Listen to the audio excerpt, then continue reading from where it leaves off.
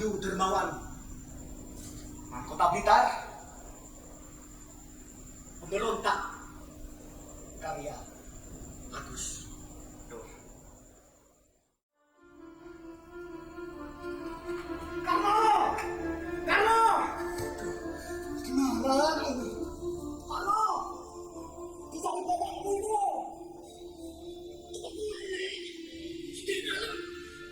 Gimana Karno ini? Apa? Jangan-jangan diculik oleh Genero. Oh tidak, dia dicuri oleh kolong wewe. Aduh, tidak. Saya tidak boleh berpikiran negatif. Tapi bagaimanapun, saya harus mencari bapaknya si Karno. Di mana bapaknya Karno? Oh, Pak. Jadi begini Pak, saya tadi sudah cari Karno kemana-mana, tapi tidak juga ketemu. Menurut saya, Karno diculik oleh kolong wewe. Kalau tidak, ditodong oleh genderuwo. Ya sudah, kalau begitu, Bapak cari di sebelah sana. Saya akan cari yang di sebelah sana. Ya sudah Pak. Karno! Karno!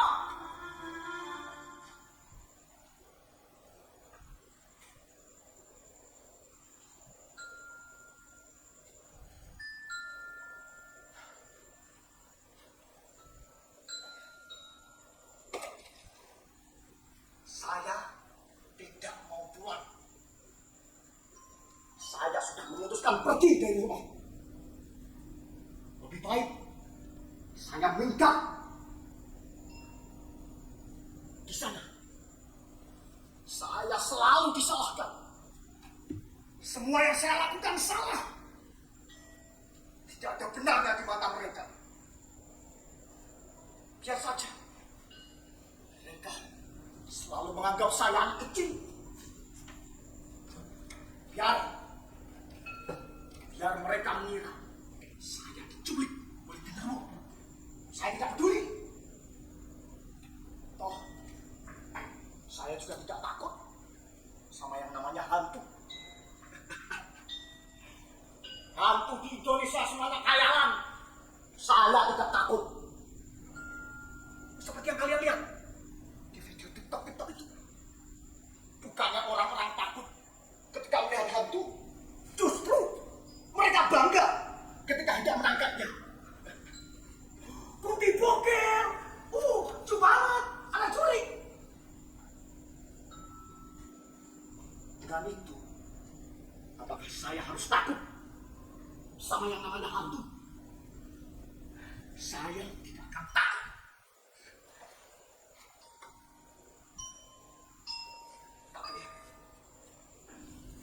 Tapi kenapa di sini suasananya jadi mencekam begini? Suara apa itu? Jangan-jangan kata orang-orang tengok tempat ini berantem. Itu benar-benar ada. Suara apa itu?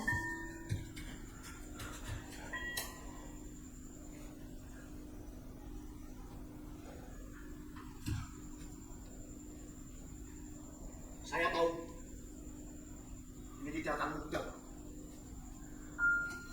Meninggalkan rumah berarti harus meninggalkan semua yang saya sayangi, barang berharga, dan juga kenyamanan, kehangatan yang sedikit saya dapatkan. Tapi karena itulah saya menjadi lemah. Di rumah saja membuat saya lembek, tidak berkembang, dan stuck di poin yang itu saja. Itulah sebabnya saya memberontak. Bukan hanya di rumah, di sekolah pun saya juga menjadi pemberontak. Mereka memanggil saya tukang bikin onar, tidak bisa diatur.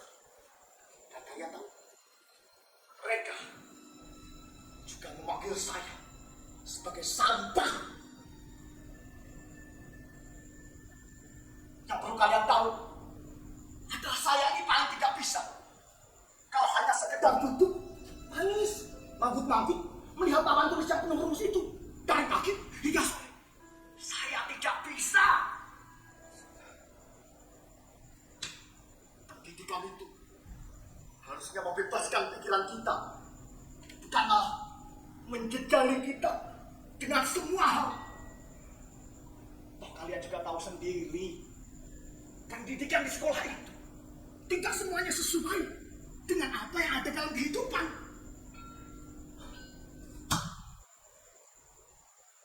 Di sekolah kita dituntut untuk bermoral, berakhlak, taat aturan dan hukum. Tapi lihat itu para politisi yang suka berkorupsi. Apa itu yang disebut bermanfaat dan bermoral bagi orang lain? Kita juga dituntut untuk taat aturan dan taat hukum. Tapi kenyataannya pejabat-pejabat kita senang sekali mempermainkan hukum. Hukum hanya dijadikan alat untuk memperluas kekuasaan mereka. Itulah yang membuat saya tidak terima. Saya akan memberontak, akan saya habisi semuanya. Saya tidak takut, sekalipun saya harus menerima risiko terburuk, ataupun saya harus dikeluarkan dari sekolah. Saya tidak takut, karena ini adalah pilihan. Ini adalah tanggung jawab saya dan jalan hidup saya. Oh, pendidikan tidak harus dilewati dari bangku sekolah. Kehidupan ini adalah sekolah yang sesungguhnya. Kalian lihat tokoh-tokoh besar dunia, mereka juga banyak yang gagal bersekolah, namun mereka justru berhasil dalam menjalani kehidupan. Yang penting kuncinya adalah baca, baca, dan baca. Kenapa? Kenapa kalian tersenyum? Kalian tidak percaya saya ini suka baca. Saya ini suka baca loh. Semuanya saya baca. Ensiklopedia, matematika, fisika, tasawuf, filsafat, semuanya saya baca. Komik-komik dari Jepang saya juga baca. Naruto, Attack on Titan, Doraemon saya juga baca. Porno, kalau itu saya tidak suka. Saya tidak suka dengan hal-hal yang seperti itu. Ya tahulah, saya pernah baca. Sedikit, saya cuma baca sedikit. Biar tambah referensi. Membaca membuat saya terbebas dari belenggu kebodohan. Dengan membaca, saya akan taklukkan dunia. Dengan membaca, akan saya tumpas semua ketidaksewenang-wenangan yang terjadi bukan hanya di bangsa, namun di dunia ini. Kita harus ingat, pemuda zaman dulu yang berdiri kokoh dengan sumpah pemudanya. Masa saat ini kita hanya berani sumpah pocong? Ingat, kita ini agen perubahan. Saya kagum dengan para tokoh pahlawan. Kata-kata mereka semua menginspirasi saya. Soekarno, Mahatma Gandhi, dan lain-lainnya. Semuanya menginspirasi. Apalagi kata-kata Pak Karno yang begitu berapi-api dalam hidup. Berikan aku 10 orang pemuda, maka akan kuguncangkan dunia. Tapi kenapa cuma 10? Kenapa kalau 11? Nanti jadi timnas Indonesia kalah di Taipei.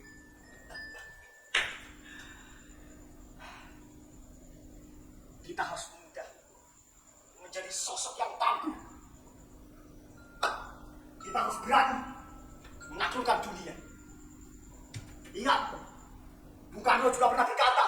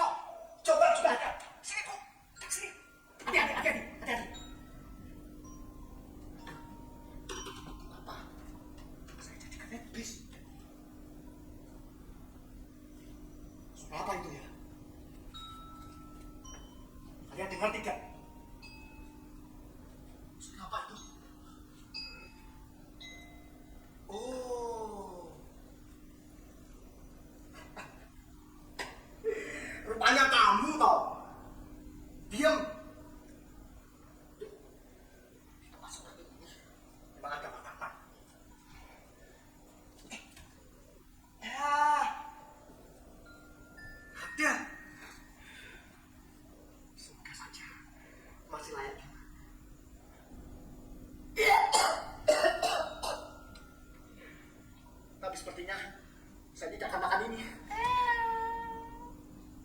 Kucing! Bos! Sini! Sini! Ini ada makanan buat kamu. Mungkin ini memang jatahnya kamu. Sini! Ya sudah, pergi!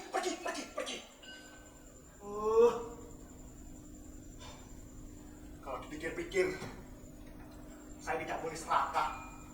Kalau saya serakah, apa bedanya dengan koruptor-koruptor itu? Saya heran, kenapa pemuda-pemuda seperti saya ini selalu disalahkan? Tidak bikin owner. Mereka tidak lihat sidang-sidang parlemen, heboh, berita negara tidak viral. Mereka tidak introspeksi. Oh, mereka boleh beda pendapat. Yang tidak boleh beda pendapatan. Sangat sulit jadi orang jujur di negeri ini. Paling mudah memang cari jujur kacang hijau. Bubur. Tapi saya tidak suka bubur. Saya sukanya bibir.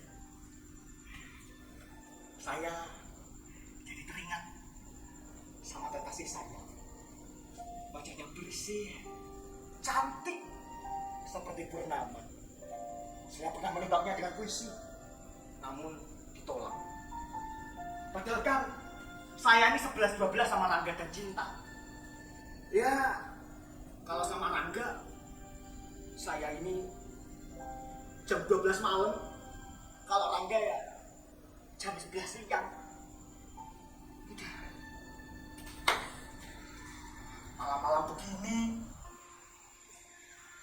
apa tiba-tiba saya ngantuk ya? Tapi tidur gimana? Di sini tidak seperti kamar saya ber-AC, dingin, pengen pipis. Sakit.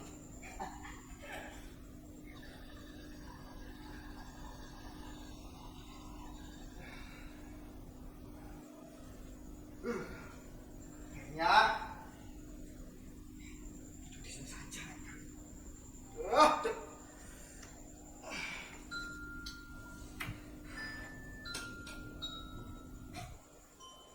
Banyak nyamuk.